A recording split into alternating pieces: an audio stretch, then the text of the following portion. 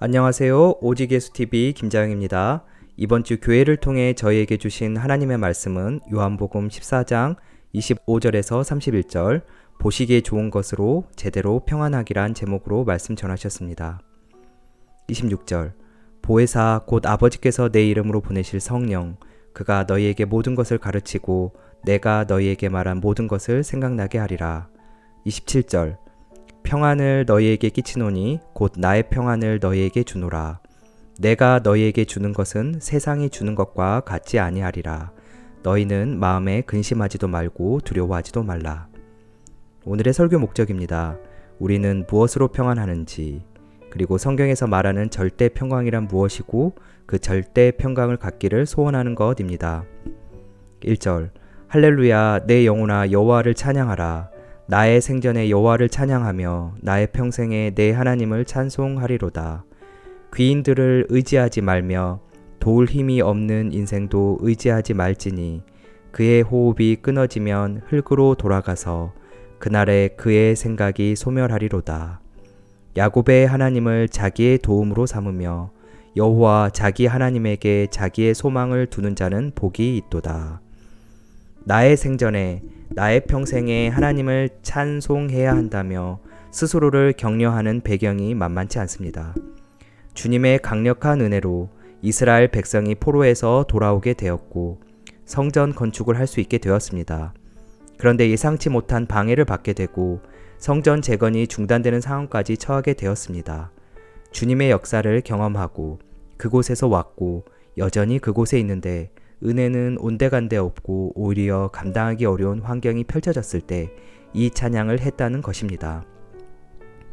주님께서 만지시고 역사하신 은혜의 경험이 우리에게도 분명 있을 것입니다.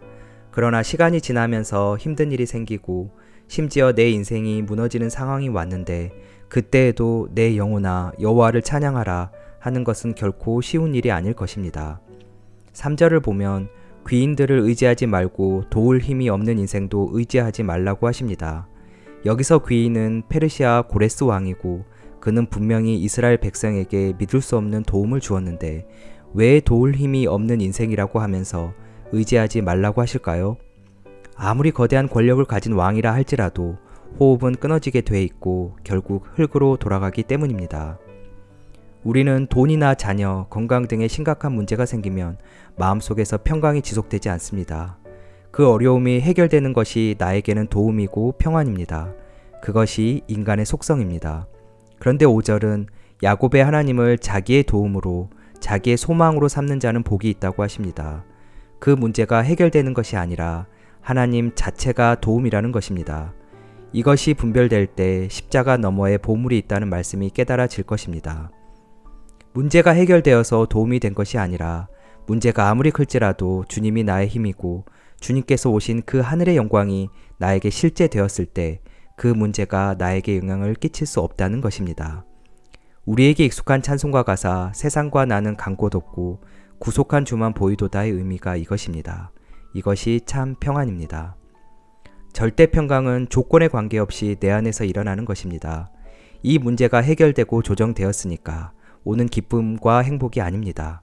주님이 내 안에 계심으로 일어나는 절대적인 기쁨과 행복이라는 것입니다. 절대 조건은 주님입니다.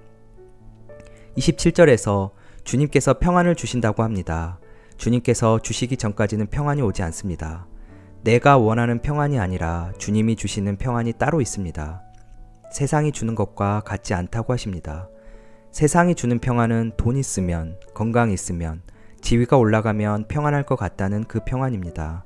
실제 그렇게 되어도 평안은 지속되지 않습니다. 26절은 아버지를 실제 본 적도 없고 들은 적도 없지만 보혜사 성령께서 오시면 모든 것을 알게 하신다고 합니다. 한 번도 보지 못한 하늘의 영광이 실제 되게 합니다. 그래서 세상이 주는 평안과 차원이 다른 주님으로 가득한 절대 평안을 누리게 합니다. 그러니 마음에 근심하지 말라고 하신 것입니다. 이날 곧 안식 후 첫날 저녁 때 제자들이 유대인들을 두려워하여 모인 곳에 문들을 닫았더니 예수께서 오사 가운데 서서 이르시되 너희에게 평강이 있을지어다. 요한복음 20장 19절 말씀. 부활은 부활해서 다시 이 세상에 오는 것이 아닙니다. 부활은 이 세상에서 벗어나는 것입니다. 주님이 우리를 부르실 때 그 부르심을 따라 세상을 떠나 주님에게로 온 사람은 십자가에서 죽고 부활합니다. 세상에서 벗어난 것입니다. 처형당한 예수님처럼 제자들은 자신들에게도 화가 미칠까 두려워하고 있었습니다. 그 가운데 주님이 오셔서 평강을 주신다는 것은 그 두려움을 해결하고 문제를 걷어가신다는 것이 아니었습니다. 부활하신 예수님이기에 세상으로부터 벗어나고 떠나셨기에 시편 146편처럼 세상 일로 영향받지 않는 주님의 평안을 주신 것입니다.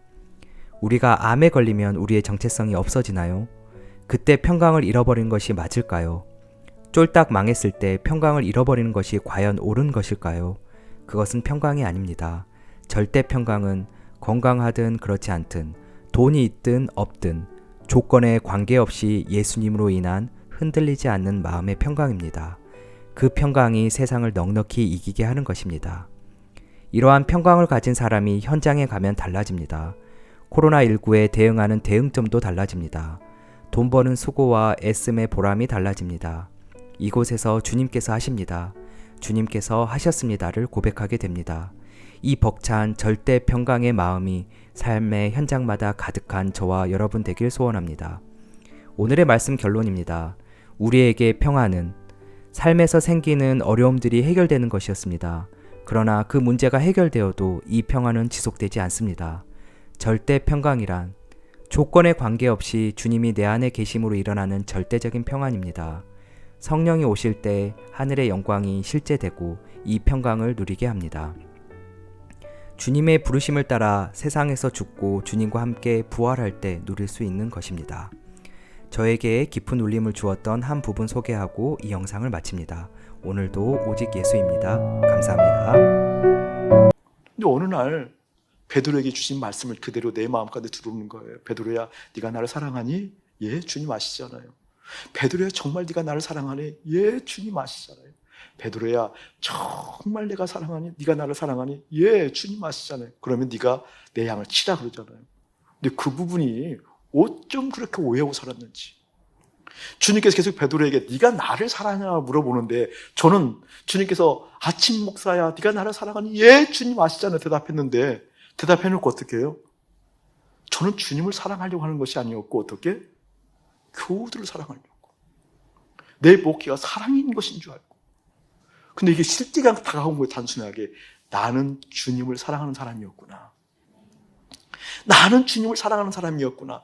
나는 주님을 사랑하게 되어지면 그 사랑 가운데 연합함으로 말미암아 주님께 주신 그 사명을 어떻게 주님께서 나를 통하여 하게 만드시는구나. 그때 사랑 주시면 사랑하는 거고 말씀 주시면 말씀을 전하는 거고 그때 이것을 보게 만들면 저것을 보게 만들고 그것이 조금씩 두르기 시작하면서 주님께서 주신 평강이 무엇인지 깨달아졌다니까요.